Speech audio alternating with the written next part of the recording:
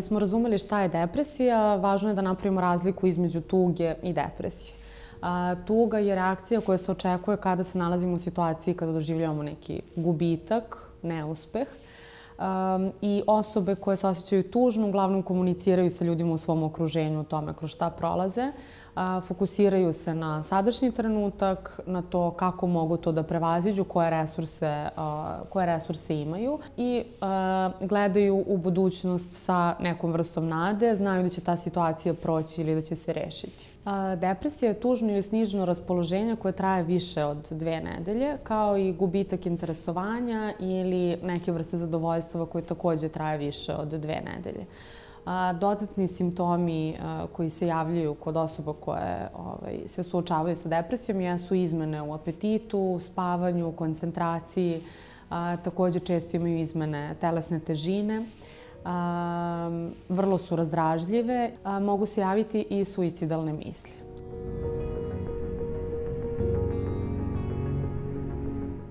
Depresivni klijenti se često povlaču u neku vrstu izolacije, osame, dakle ne komuniciraju uglavnom sa drugim ljudima o svemu kroz šta prolaze.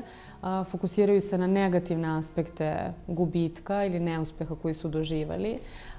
Percipiraju da nemaju resurse da kroz tu situaciju prođu i često se nalaze u nekoj vrsti začaranog kruga. Dakle, imaju negativne misli, javlja se depresivno raspoloženje, redukuju aktivnosti i sve tako u krug. Dakle, onda zbog redukovanih aktivnosti se osjećaju loše, imaju negativne misli i taj krug se održava. Nama je jako važno da u psihoterapiji prekinemo taj krug i da klijenti uče kako mogu sami sebi da pomognu ili naravno uz dodatnu pomoć i farmakoterapije.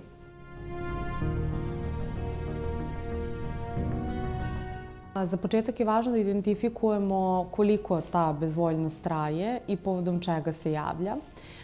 Takođe, dakle, ukoliko ta bezvoljnost traje duže od 2 nedelje, vrlo je važno da se time pozabavimo. Na početku može i samostalno, ali nakon toga da potražimo i stručnu pomoć. Klijent sam može da napravi listu aktivnosti kojima se bavi u toku dana. Ukoliko ta lista izgleda zahtevno, može da podeli na manje zadatke sa različitim vremenskim intervalima kada će im posvetiti pažnju. Takođe, dakle, može voditi neku vrstu dnevnika gde će upisivati svoje disfunkcionalne misli i važno je da pokuša da obnovi aktivnosti koje su ranije donosile zadovoljstvo. Kontakt sa drugim ljudima, sport, neka vrsta prosto aktivnosti koja je do tada prijala, odlazak u bioskop, čitanje knjige i tako dalje. I ta aktivnost prosto može da se uvede u nekom kratkom intervalu i da se taj interval kroz neko vreme povećava.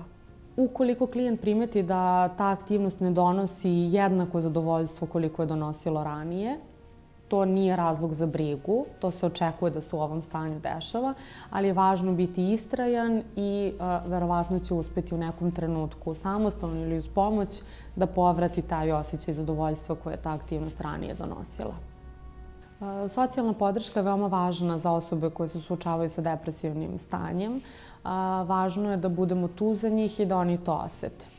Kao što sam rekla, dešava se da se depresivni klijenti povuku, izoluju od njihovog okruženja i okruženje često na početku to i ne primeti. Ali kada primetimo da te osobe nema, da je taj kontakt proređen, važno je da iniciramo razgovor, da proverimo prosto kako je osoba i da pružimo podršku.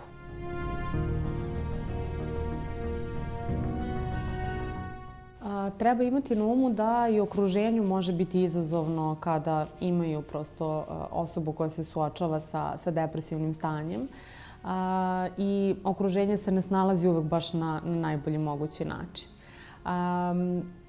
Često se dešava da okruženje pokušava da razume, pruži podršku osobi, međutim ako oporavak ne ide nekim tempom koji su oni očekivali, okruženje oseti zamor i nekada se i povuče.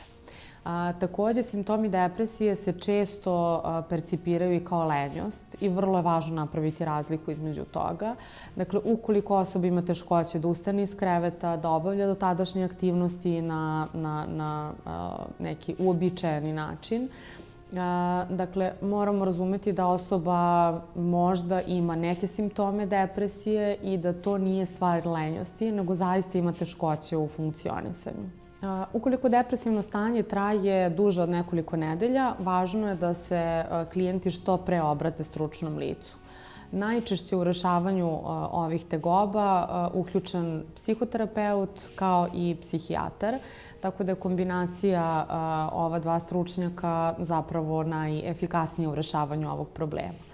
Dešava se da se klijenti javi nakon nekoliko meseci ili čak godina tokom kojih su pokušavali sami da reše ovaj problem, ali to onda značajno produžava i sam proces oporavka.